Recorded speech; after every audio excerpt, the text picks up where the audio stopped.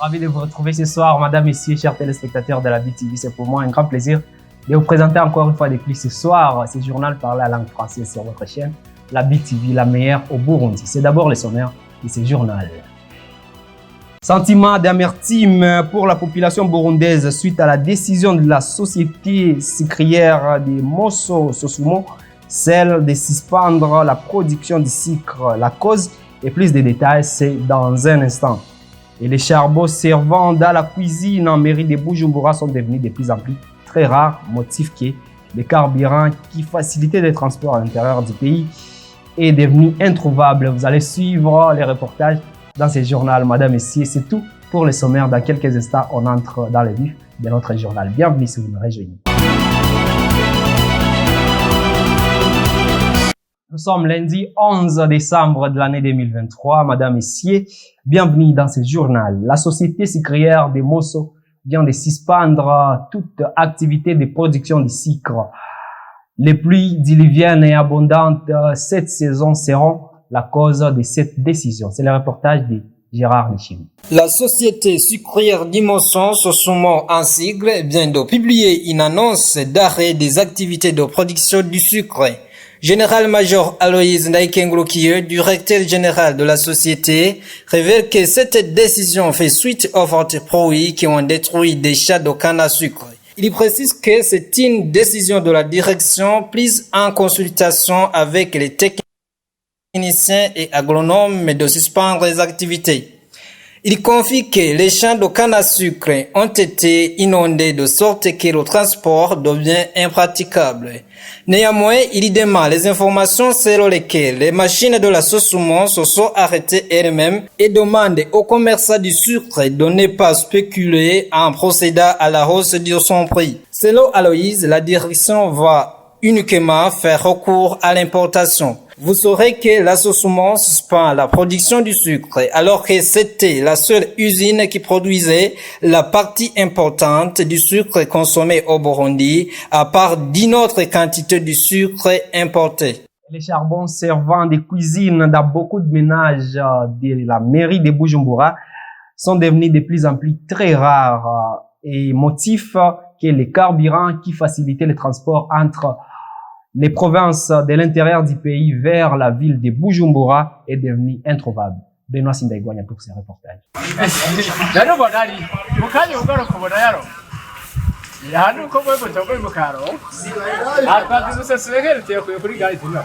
Les produits combustibles appelés communément charbon sont devenus un casse-tête de la capitale de Bujumbura. Quelques quartiers de l'Amérique passent votre télévision ce lundi le 11 décembre. Les vendeurs de ce charbon ainsi que les acheteurs se lamentent qu'ils ne voient plus sur quel pied danser.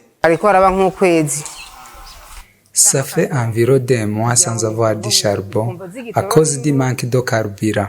Un sac de charbon qui s'achetait à 40 000 francs, aujourd'hui coûte 70 000 francs. Celui qui s'achetait à 70 000 francs, maintenant se trouve à 90 000 francs. Nous travaillons à perte. Nous restons ici, non pas pour vendre, mais pour garder le lieu du travail. Cette première unité de mesure se vendait auparavant à 500 francs. Aujourd'hui, se vend en 1000 francs bout. Les charbons de 500 francs n'existent plus. Cette deuxième unité de mesure se vendait à 2000 francs bout. Aujourd'hui se trouve à 4000 francs bout. Cette troisième unité qui se vendait auparavant à 4000 francs, aujourd'hui est à 6000 francs. Il demande aux autorités compétentes de trouver une solution intermédiaire et rapide pour libérer les habitants de la ville de Bujumbura de cette situation socio-économique difficile. L'urgence serait que le carburant soit disponible car c'est le moteur de tout. La carence de ce dernier constitue même la cause de cette pénurie du charbon. L'État devrait prendre en main cette situation de carence des produits de première nécessité pour que les gens ne meurent de faim. La carence du charbon a eu lieu au moment où l'État ne cesse d'éveiller la conscience des gens d'utiliser d'autres moyens de cuisson autres que le charbon.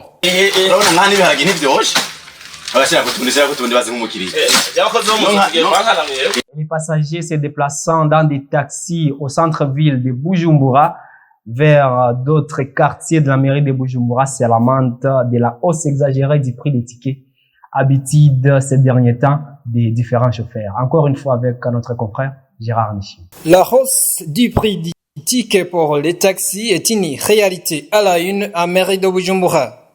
Aujourd'hui, le trajet du centre-ville au quartier périphérique du centre, Kadonya Kabiga et Biza, qui se paye à 5 000 francs, se paye de 15 000 à 30 000 francs. Celui qui prend un taxi vers les quartiers du nord et du sud de la mairie de Bujumbura paie une somme comprise entre 30 000 et 60 000 francs, alors qu'avant on payait qu'environ 15 000 francs. L'un des chauffeurs taximan explique que cela est dû à la pénurie inexplicable du carburant qui se marque ces jours-ci.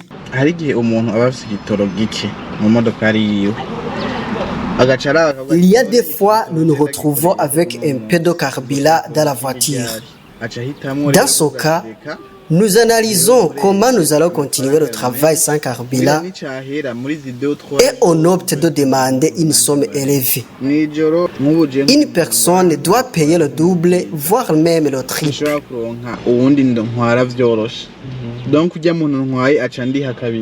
La fixation du prix varie selon la manière dont on a trouvé le carburant. Si on l'achète à un prix élevé ou si on s'est rendu à la République démocratique du Congo pour le chercher, le client doit payer le prix élevé.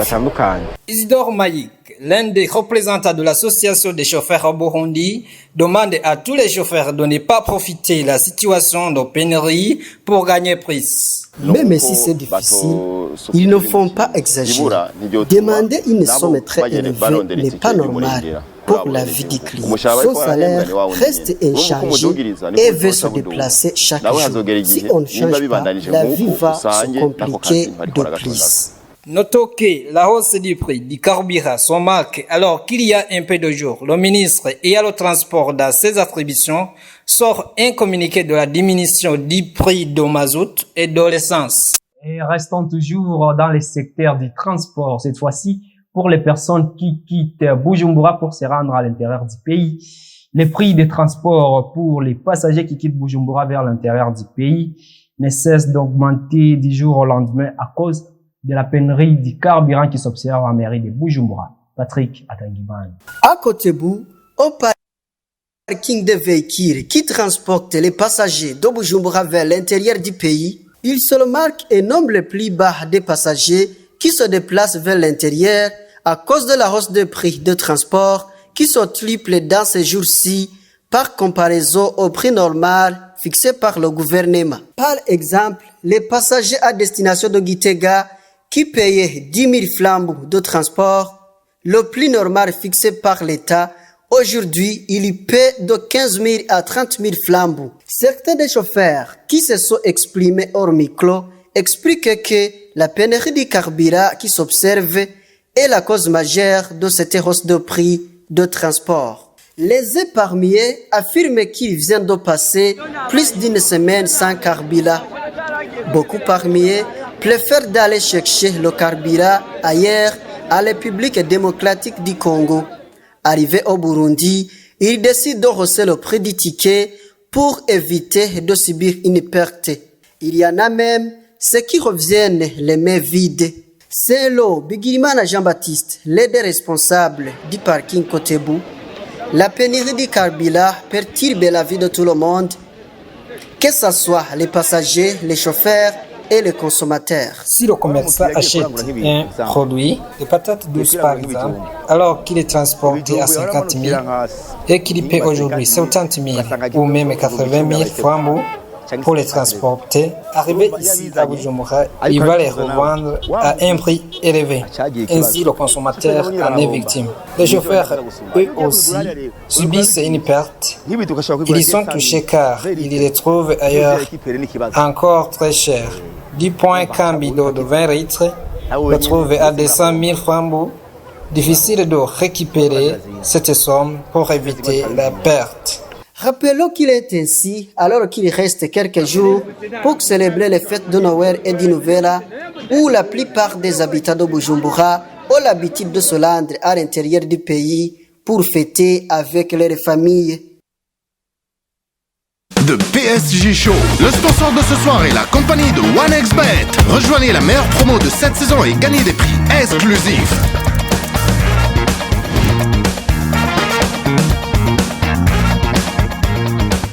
De PSG Show, Milan Skriniar attrape des flèches. Nouvelle sportive de Nuno Mendes. Achraf Hakimi avec ses nouveaux tours. Bienvenue à notre côte, Marco Asensio. Et l'irremplaçable Marc Guiro. Le sponsor de ce soir est la compagnie de OneXBet. Rejoignez la meilleure promo de cette saison et gagnez des prix exclusifs.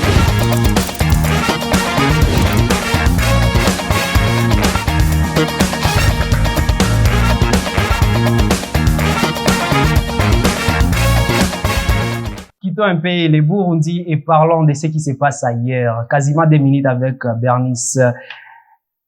Bernice Igiraneza. En Iran, la famille des lignes de figure du mouvement Femmes, Vie, Liberté, Madame Nars Mohammadi a reçu le prix Nobel de 2023. C'était hier 10 décembre. Et en Argentine, le président Javier Milei a prêté serment dimanche 10 décembre après 3 semaines de victoire électorale. Figure du mouvement Femmes, Vie, Liberté, la militante et journaliste incarcérée à Téhéran, Narges Mohammadi, a entamé dimanche décembre une nouvelle grève de la faim au moment même où lui était décerné le prix Nobel de la paix à Oslo en Norvège, comme on le trouve dans le journal Le Monde. Dans son discours qui a été relayé par ses enfants lors de l'octroi de ce prix, Narges Mohammadi souligne qu'elle est fière et honorée de contribuer à une civilisation qui est aujourd'hui victime d'oppression d'un régime religieux tyrannique et misogyne, de l'oppression d'un régime religieux tyrannique et misogyne, et que l'abolition du hijab obligatoire équivaut à supprimer toutes les racines de la tyrannie religieuse et à briser les chaînes de l'oppression autoritaire. Signalons que Narges Mohammadi est arrêté à 13 reprises, condamné 5 fois à un total de 30 à 1 an de prison et 154 coups de fouet, et incarcéré depuis 2021 à Nevin, Téhéran, en Iran. Continuons notre actualité internationale. Javier Milei sort du Congrès étant le président de l'Argentine, prêtant serment ce dimanche après 3 semaines de sa réticente victoire électorale. Dans son discours, Javier Milei a annoncé à une foule de partisans qu'il n'y a pas d'alternative à un ajustement et à un choc en matière budgétaire car il n'y a pas d'argent. Il continue en disant que la situation va empirer en court terme, mais qu'ils verront les fruits de leurs efforts après. Promettons de prendre toutes les décisions nécessaires pour régler le problème causé par 100 ans de gaspillage de la classe politique, pire héritage jamais reçu par un gouvernement. Rappelons que Javier Milei est devenu le 2e président de l'Argentine depuis le retour de la démocratie il y a 40 ans. 19h passées de 59 minutes ici à Bujumbura, il est 14h passées de 59 minutes à Buenos Aires en Argentine. C'est ici que s'achève ce journal, madame, ici. Mais si vous nous avez pris en cours de diffusion, voilà quelques titres qui ont constitué ce journal. La société sucrière d'Imoso vient de suspendre les activités de production de sucre. Vous avez suivi les reportages dans ce journal. Et les charbons servant de cuisine dans différents ménages en mairie de Bujumbura sont devenus de plus en plus très chers et très rares. Motif, les carburants qui facilitaient le transport à l'intérieur du pays vers la ville de Bujumbura est devenue introuvable. C'est tout pour ce journal, madame et messieurs. Merci de l'avoir suivi avec intérêt.